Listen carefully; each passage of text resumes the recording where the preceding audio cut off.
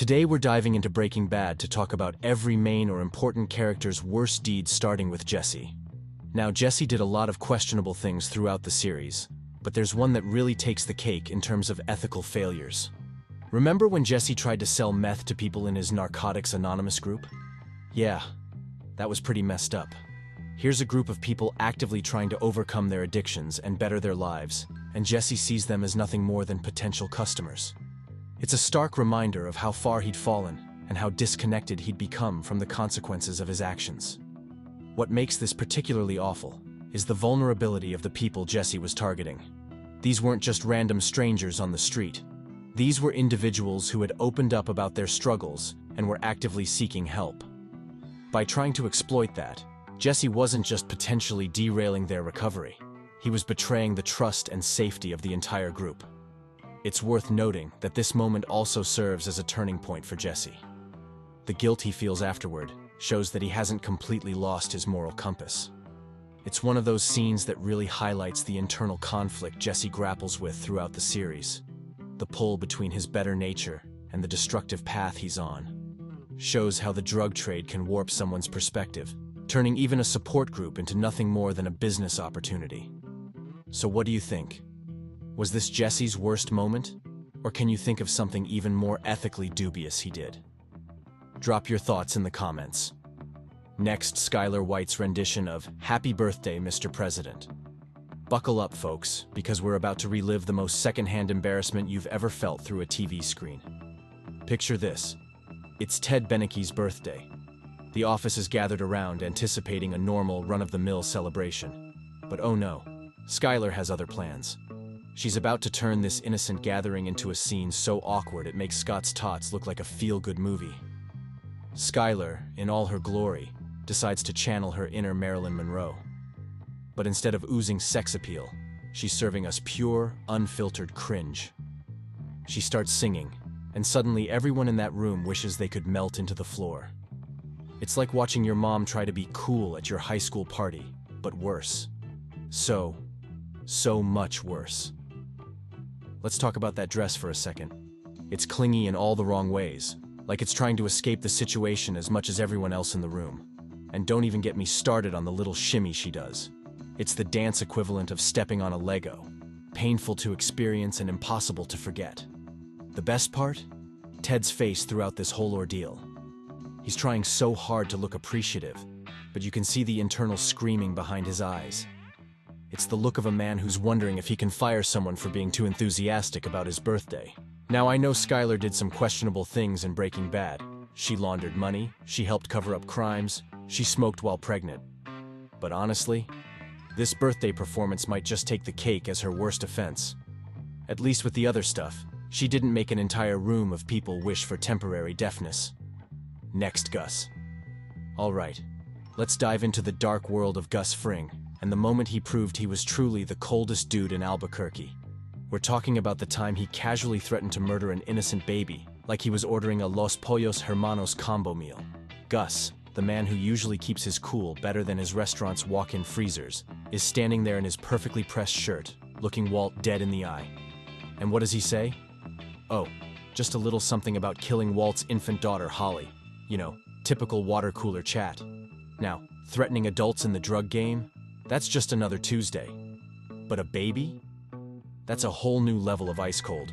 We're talking Antarctic. My heart is literally a frozen chicken nugget cold. Gus basically took the How to Be a Villain handbook and decided to write a whole new chapter. The scariest part? This wasn't some off-the-cuff remark. Gus delivered this threat with all the calm precision of a man ordering a pizza. No raised voice, no dramatic gestures, just a matter-of-fact statement that he'd end a baby's life if Walt stepped out of line. It's like he was discussing the weather, not infanticide. Let's be real. Gus did a lot of messed up things. He turned a sweet old man into a bell-ringing rage machine. He sliced a dude's throat with a box cutter. Heck, he even made us believe a fast food chicken joint could be that successful. But threatening baby Holly? That's when we all collectively said, okay, this dude's gotta go. It's moments like these that make you realize why Gus was the perfect villain for Breaking Bad. In a show full of morally gray characters, he managed to find a shade so dark it makes Vantablack look like a neon sign. So next time you're having a bad day, Just remember, at least you're not the kind of person who threatens babies to make a point. Unless you are, in which case, maybe seek some help and stay away from box cutters and chicken restaurants and bell-ringing old men. You know what? Just stay home. All right, now let's talk about Mike Ehrmantraut, the gruff grandpa of crime who proved that even old dogs can learn new tricks, like how to royally screw everything up by playing Puppet Master with Jesse Pinkman. Mike, with his deadpan expression that could give a statue a run for its money, decides he's going to be the world's most dangerous life coach. His student, Jesse Pinkman. The guy whose decision-making skills are about as reliable as a meth lab's fire safety system. Now, Mike's whole shtick was being the voice of reason in a world gone mad. But manipulating Jesse?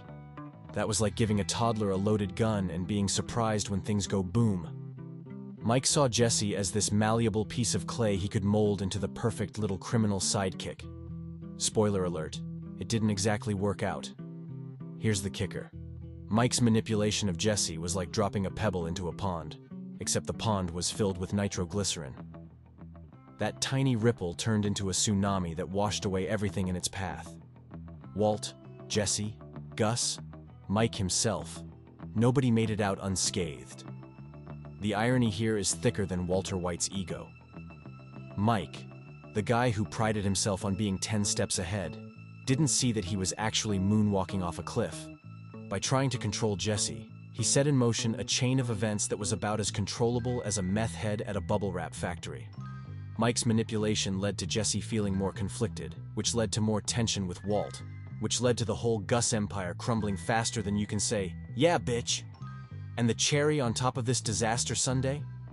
Mike ended up taking a one-way trip to Belize, courtesy of the real tragedy here is that Mike probably thought he was doing the right thing. In his mind, he was probably like, I'm gonna take this kid under my wing, teach him the ropes, maybe we'll go fishing sometime. Instead, he ended up being the domino that knocked over the entire Breaking Bad universe. So, the lesson here, kids? Don't try to manipulate people, especially not twitchy former meth cooks with a history of making monumentally bad decisions.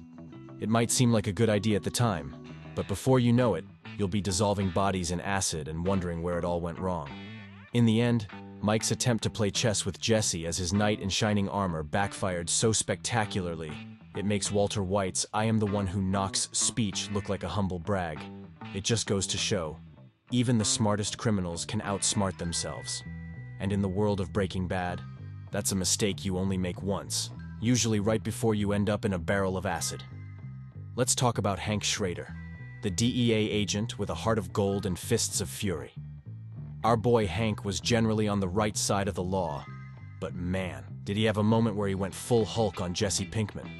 Remember when Hank decided to use Jesse's face as a punching bag? Yeah, that was not exactly his finest hour. Here's this tough-as-nails DEA agent, built like a brick house, just wailing on a guy half his size. It was like watching a bear fight a chihuahua. If the bear was hopped up on rage and the chihuahua was, well, Jesse. Now Hank had his reasons.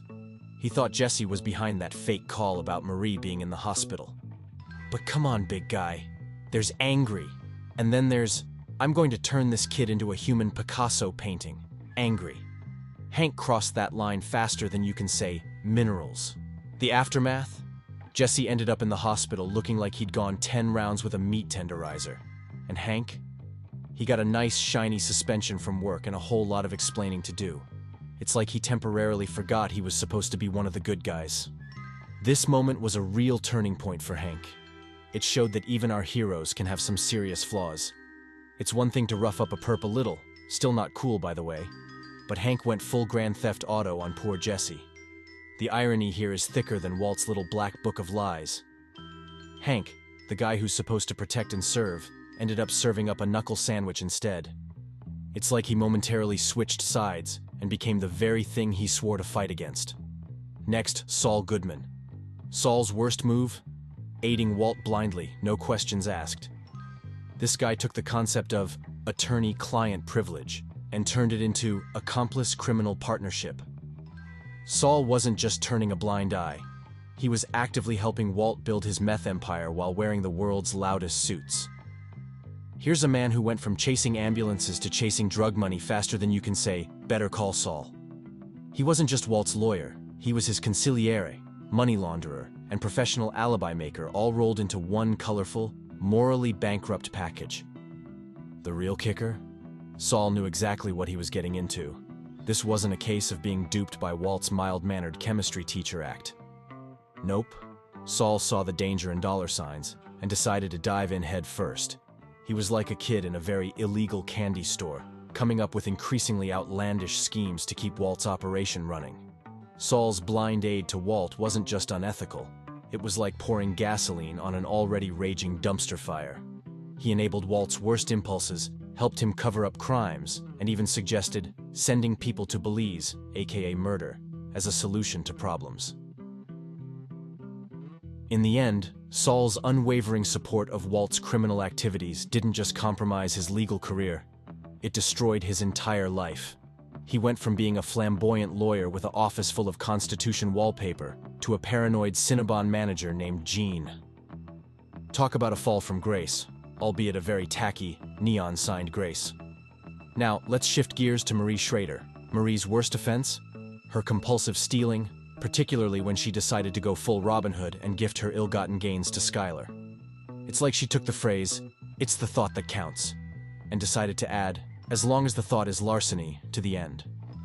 Here's Marie, a medical professional married to a DEA agent, moonlighting as the world's worst cat burglar.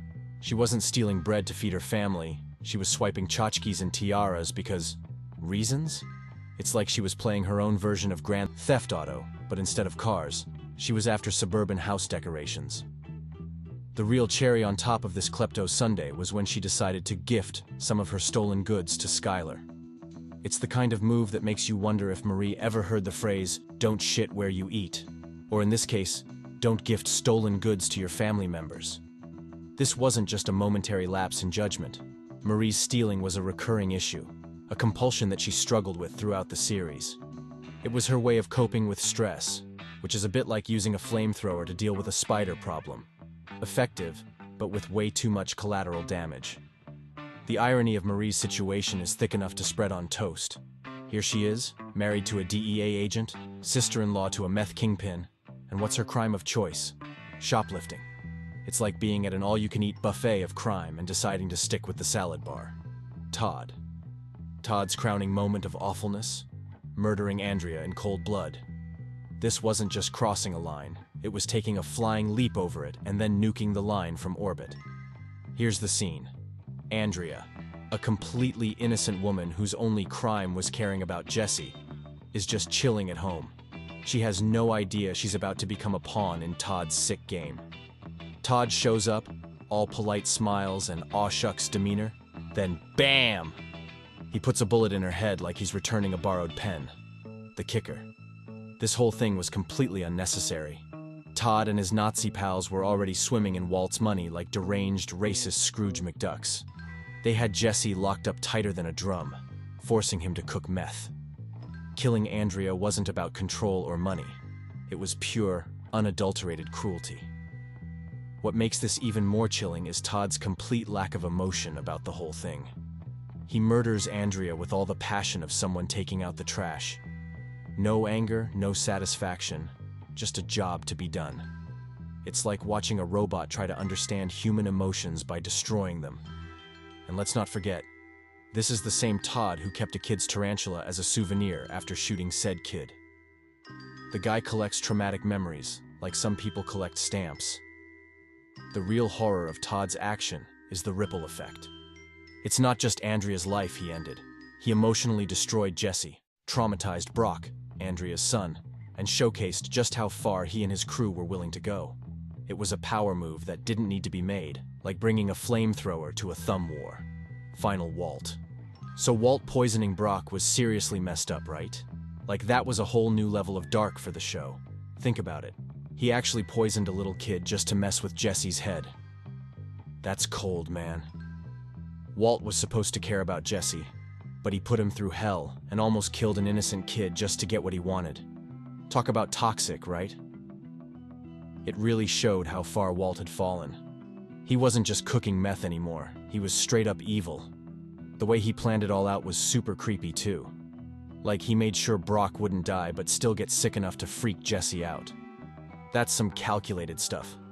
This was definitely the point where you're like, damn, Walt's the bad guy now. No going back from poisoning kids, you know? And poor Jesse. Even though he didn't know right away, you could feel that their relationship was never going to be the same. It was pretty clear Walt wasn't about providing for his family anymore.